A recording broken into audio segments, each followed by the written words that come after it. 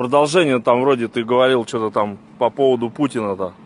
Путина? Да. Ты говоришь, идешь туда-сюда, там свергать его что-то, говорит. Да, свергать обязательно.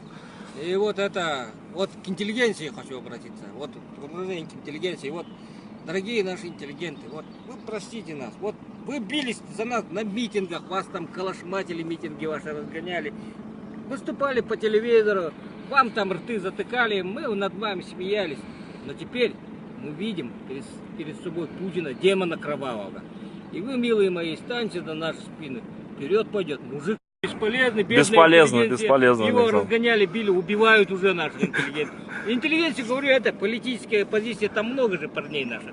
Ну, хороших мужиков там.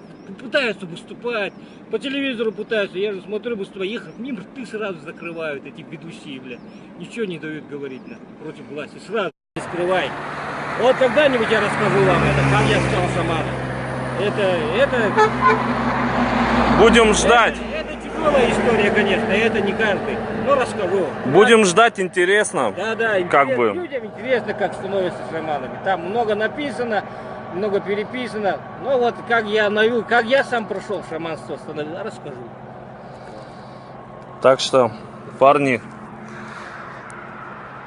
человек, идущий пешком нашу, как говорится, столицу Москву.